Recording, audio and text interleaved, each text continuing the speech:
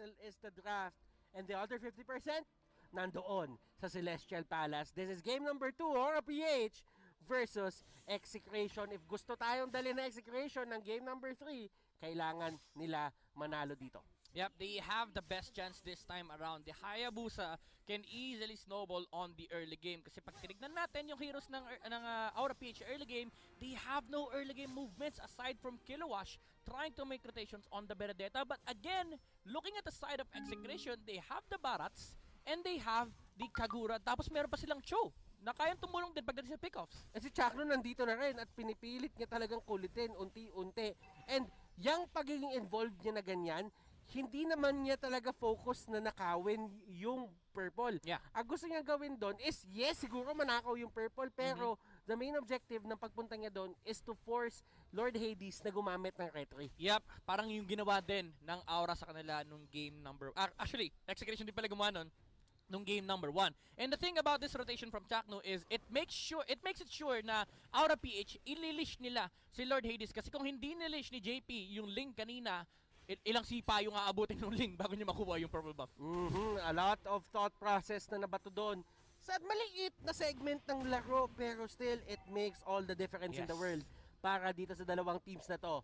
Execration on the other hand, Kelra level 3, parehas na ni Benny Cutie. And looking at the late game potential netong dalawang teams, since may Alice din sa baba, may Harriet din sa baba, ano nga ba yung tema or yung timing or yung pulso ng late game dito for these two teams? Honestly, Execration, yung timer sila dito is wait for the late game ni Harith. They don't essentially have to do anything on the early parts of the game kasi si Aura yung pwede mag-dictate nun. But again, nasabi natin kanina na medyo limited yung early game movement sila. That's why they need to force this one out. And I really like the lane choice here of Aura PH. Ang iniipit nila is yung gold lane kasi eto yung primary win condition ng Execration, the Harith. But, Butters, ang side effect nun is you're giving the other opposite side of the map to the Hayabusa.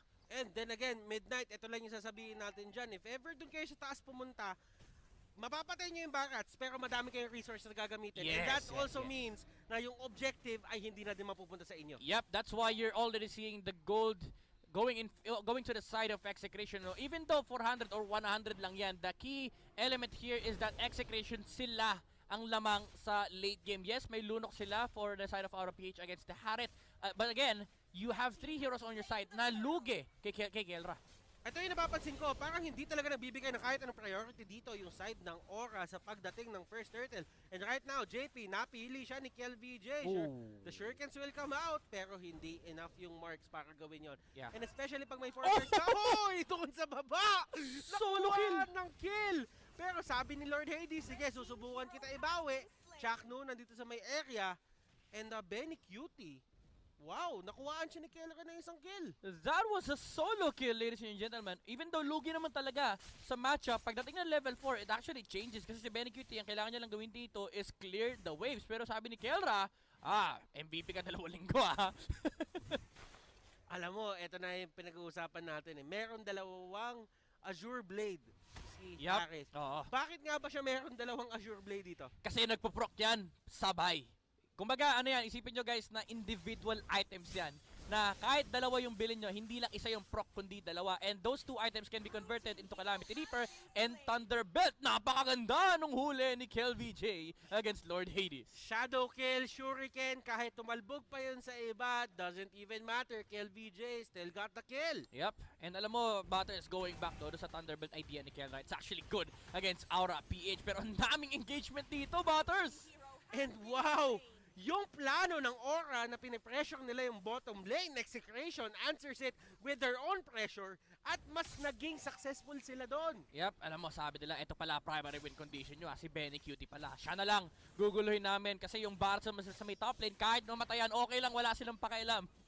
And ang daming nagamit na resources, as you can see, nagamit, actually, ilang ultimates yun? Apat na ultimates, just to take down Renjo. Barats yan. Ang ginagawa lang naman ng Barats, stay lane, keep the stacks. Pag nakuha niya yung Guardian's Greaves, yung Guardian's Helmet, join the fights. Join the fight. M2 World Championship. Yup. Dito naman sa may turtle side, KelVJ, he's gonna try to get this turtle. Oh. At pinaproc niya yung mga shadows kasi Oo. meron din naman kahit paano damage kan. Yup. Min-maxing kung ano mang meron ka doon sa may taas, may push na nagaganap, pantay na sila ng baba, 1-1 sila sa turrets. And looking at this, KLVJ, nakuha pa nila yung orange buff ni Ling. Oo, pero alam mo, efficiency yung ginagawa ni ni KLBJ. Yung pagkatapos yung turtle, makaka-shadow out siya. Oh, and look at that. Reset yung turret damage. Oh! At Greed napilitang umalis. At titingnan natin kung paano siya makakatakas dito. Eto Max, nasa area na din. Meron pa ba siyang brilliance para makatakbo? Yes, Oh my meron pa. goodness. Pero grabe yung rotation na ginawa dito na side ng Aura. Napakalayo niyan from coast to coast. Pero walang mangyayaring pick-off or walang mangyayaring fight. Yeah, alam mo na, ang lupit din talaga ni ni Kilowash. If it was any other player, they would have chased the Haret kasi alam nila na wala naman na Summon Force eh. Even though magko-cooldown yun, kayang-kaya niya patayin yun within the time frame. Pero kasi kakakita niya ng Kichakno. So iniisip niya na baka kahit habulin ko tong Haret, baka mapatay ko, pero mahuli naman ako ni Chakno. So there's a lot of risks involved there with the Benedetta trying to chase for the kill. So ang sabi ni Kilowash, disengage na lang ako. Okay, so Renjo nahuli, Chaos Darkening, ginamit lahat, binomba ng binomba si Renjo. Sama mo na si Lord Hades, 0-3 si Renjo, pero ginagawa niya lang din yung trabaho niya talaga eh. Oo, alam mo, sabi ni Kelra dito, Renzio, trabaho mo rito, mamatay kasi kailangan ko mag-farm. And right now, KLVJ is trying to return the favor against Aura, pero lalaban pa rin ang Aura PH. Ang ganda na huli ni Benny Cutie, Oh, flick no? out! Just in time. Eto Max, nagkahulihan na. Lord Hades goes down. KLVJ gets a kill on Benny Cutie. At ang daming nawawala dito sa side ng Aura. Pero sabi ng Aura PH dito, mas kumpleto kami. Make that a 3-for-2 trade in the favor of Aura PH. Pero ito, tignan mo yung trademark ni Kelra. Alam kasi ni Kelra kung kailan siya lalaban at kung kailan siya bababak. Ginamit yung Zaman Force to clear the wave in the middle lane. Pero ang primary answer ng Execration dito is just to farm. Pare, you're so conyo. I'm so conyo, pare. I'm so sorry. Conyo, pare. Look at this! 4.7k on both KLVJ and Kelra. Oh, nakuha yung turtle pero nasipa si Kilowash. And Kilowash will be the target. Kelra nakuha. Nakita mo yung pinipredict niya yung dash ni Benedetta. Sabi niya, dadash na dito eh. Well, kailangan din talaga kasi tamaan. Oo. Yun yung isa sa mga downside ng Chrono Dash eh. Oo. Yes, maganda yung Chrono Dash, mabilis mag-cooldown, pero pag hindi mo natama, hindi rin mag-off cooldown. Pero yung talaga, yung Sinker Fisher, pinipredict niya kung saan dadaan si Kilowash. Kaso masyado siyang pogi. Sabi niya, sige, tira ko na lang. Oh, yeah, well, nakuha din naman yung kill. Yeah. Hindi naman nagmamatter kung na-predict niya o hindi as long as he gets the kill. Now, Benny Cutie. Grabe yung pressure sa kanya and looking at his score right now, 0-3-4. Oo, this is probably the hardest game for Benny Cutie in the entire tournament. We've been seeing the shutdowns on Aura PH, but we've never seen Benny Cutie shut down on his Alice. Right now, he's trying to recover yung nawala sa kanya sa bottom lane while Kelra is just completely snowballing. And again, the nature of this matchup, lamang ang Haret Butters. Doon sa may baba, merong pick-off na nagaganap and Renjo, mababa-flicker out lang siya. Nahuli siya nung Flowing Blood at nung root ng Alice. At sinamahan pa ng Chaos Darkening, pero dahil nga sa flicker siya ay mabubuhay. At marami ng buhay na nasalba ang flicker. Yep. Pero ngayon, nandito Siya na na naman. naman. At siya na naman ang pinili. At siya na naman ang uhulihin. Oh! And Renjo, mauhuli siya ng Tempest of Blades. Pero still, the fact remains, ginamit mo pa rin yung Tempest of Blades. So that means, dito sa ginagawang push ng side ng Execration at doon sa gagawin nilang push sa taas, wala kang Tempest of Blades. Yeah, the thing is, Aura PH, they're getting what they can. Kasi ang problema, hindi rin nila kaya contest yung Hayabusa and yung Haret at this point. So Execration, they're happy with that. Even though ang nasasaktan dito is Renzo, no, yung item build-up ng kanyang sustain item might be delayed. But again, his job in this game is to sustain for his teammates. It doesn't matter if he dies or not kasi ang importante, mag-scale towards the late game ang Execration. Again, napag-usapan natin kanina, walang kailangan gawin ang Execration kundi mag-farm. Just have the items ready on KVJ and Kelra. Oh! KLVJ, siya ang unang tutumba. JP, nahuli siya. Kelra dito, just unloading on the side of Aura PH. Greed, nahuli ni Eto Max. Benny! At Greed, matutumba. Nandito na si Kilowash and look at that electro final blow sa kita ng madami. Benny Cutie, ayaw na niyan. Muntik na. Ang ganda sana ng pasok ni Benny Cutie. But on the bottom lane, Lord Hades, dito siya nakilala. Kahit nung nasa Signal Ultra pa siya, the split push off the leg. The question is, may Malefic Roar ba? Pero Execration, a-answer nila yung pag-split push ng Ling with the Barats. Hindi enough yung time na nakuha niya to get the turret on the bottom lane kasi may shield pa naman. But still, this has to be something na kailangan bantayan ng Execration. Yup. Yung buhay ng bot lane nila, ibig sabihin, kailangan na nila i-wave manage lahat-lahat na nangyayari dito sa mapa as to not get split by that link. Ito yung punishment na binibigay ni Lord Hades against Execration. Sabi nila, paulit-ulit yung binigay yung lane ni Renzio. Ngayon, eto yung bubutasin ko. Execration needs to put Renzio on the bottom lane at all times to clear the wave. And it makes it so na laging 5v4 ang engagement in favor of Aura. Kasi alam nila, sila nagdidikta. Pwede nilang bilangin yung hero sa mapa. Si Renzio lang yung nasa bottom lane. And Renzio, primary target, wala siyang magagawa. Yan talaga yung trabaho niya. Pero Divine Glaive, nakuha na ni Creed. At merong away na mangyayari dito. 4v5 situation. And Creed! Nahuli ni Chakno! Make that a 4v4. JP ang next na tutumba. Benny Cutie going in. Shadow kill. Kumapit kay Benny. Hindi siya makakatakas. Kill Wash goes down. Lord Hades nasa baba. Lord Hades nasa baba at hindi niya na mapupush yan. Yeah, makiklear na ni Chakno yan. And ito yung sinasabi natin kanina. Batters, Execration, sabi nila, sige, patayin nyo si Renzio. Ang papatayin namin yung kakampi nyo.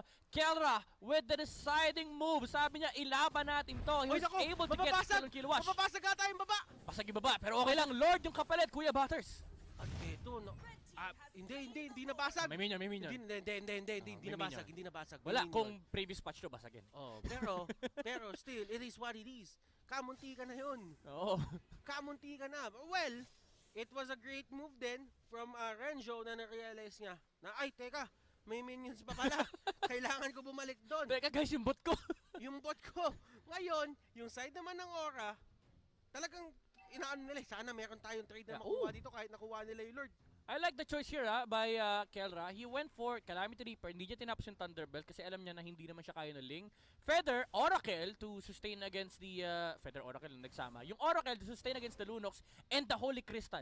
Para... Kasi ang different route dito is the Divine Glaive. Pero maganda yung Holy Crystal for the surge of the magic power during the Zaman Pool. And it's somewhat of a... it's a somewhat answer din indirectly. Para kay JD. Pero alam mo, nakita mo kung anong ginawa nila dito. Kelra just letting his talent show dito sa game na to. At si Ling nandun. Nandun na naman siya. Pumunta siya doon para mag-recall. Ang layo ng minion wave. Sabi niya, teka, layo pala. Hindi ko pa pala. Kailangan ko na umalis dito. Awit sa inyo, pre. Awit, Lods. May nag-call kasi, uy, Lord Hades, push mo yung bot. Pagdating niya, pre, wala namang minions, pre. Wala namang awit sa'yo. Awit sa'yo. Idolo. Alam mo, Butters, Execration dito, naghihintay na lang sila. Probably the next Lord, pero kaya nilang i-take yung natitirang dalawang towers ng Aura PH. Pero again, the next Lord is gonna be the main point of contention for these two teams. The problem is, for Aura PH, there's no real way for them to actually contest against Execration because of the existence of the Barats. Lord Hades, yung energy niya, may energy gap. Pero dahil yan, wala siyang purple buff dito. Wala siyang purple buff eh. Oh, wala siyang purple buff. Kulang, energy gap. Alam mo na, next.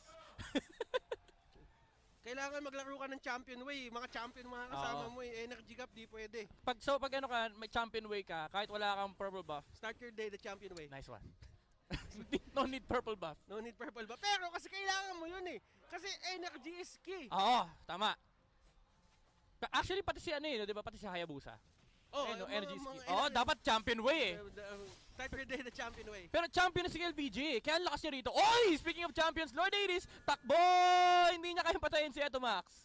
Nagtatatakbo parang akyat bahay, ladies and gentlemen. And Lord Hades, wala siyang magagawa. Kailangan niya pihitin talaga yung Tempest of Blades. And that is another opening na pwedeng gamitin ng Execration sa sarili nilang pagkuha ng fights. Walang Tempest of Blades, pwede tayo lumaban. Yep. 70 seconds. The condition now for Execration is to freeze the lane. Prevent Aura PH from getting the resources that they want. Nasipa! Nahuli! Nasipa! Walang Tempest of Blades. Ito yung sinasabi nating opening midnight. Grabe! Chakno! With a Chak Mamba! Sabi niya sa mga kampi niya, pre, walang lipad to, pre! And I think yun talaga yung mismong naging call. Oo! Walang lipad to, pre! Walang lipad to, pre! Tara, go natin! And this looks like something Execration has dreamt about dito sa game number 2 na to. All turrets, well, not all turrets, but 2 out of 3 turrets are down. sa side ng Aura base. And Execration, may freedom sila magpapasok na sa base ng Aura PH if ever they want to. But the fact remains, auto-push na yung mid at yung bot. Yeah. Oy, grabe. Si Kelra, binenta niya isang Nimble Blade, hindi niya tinapos yung Thunderbolt. He went for the Athena. Kasi alam niya na ang papatay sa kanya dito is si Lunox, pati na rin si Alice. Yung Azure Blade. Oh, yung Azure pala. Yung Azure, yung hindi Nimble. Nimble. Yun. Kulay white yun. Yung Azure Kulay Blade, yung kulay blue. Oh, yan. Yan, si Lord. Ito na si Lord. Si Lord Hades. Nandito na naman sa baba. Ang daming Lord, no? Uy, alam mo, Uy. ito lang yung tinitignan ko dyan kung paano talagang makakahuli na naman dito si Chucky. Oh! Uy! Oy, Oh, grabe sexy. naman yung flickering. Oo, pero flicker yun. Na-burn. Flicker ang na-burn. But then again, since mobile naman ang isang JP with the back shot, pwede na lang siya gumulong papasok ng laban. Yeah. Although, wala siyang extra Mm. mobility para makatakas doon Yeah. sa fights. That's gonna be a problem against the Haret, no? Kasi kapag nakulong kay Zaman Force, kahit pa sabihin natin makagulong ka, ang daming ways for Execration para pigilan yung paggulong ni Baksha. Oy! Jack, no! My goodness, with the flicker! Nahuli si Grid! Shaq, no, what a player. Legit, 100%. Yung mga bagay na ginagawa niya dito is making all the difference para sa ng Execration and your order of brilliance. Hindi magiging available, and Shaq, no, with that game-winning play. This winning moment is brought to you by Head and Shoulders. My goodness, Butters!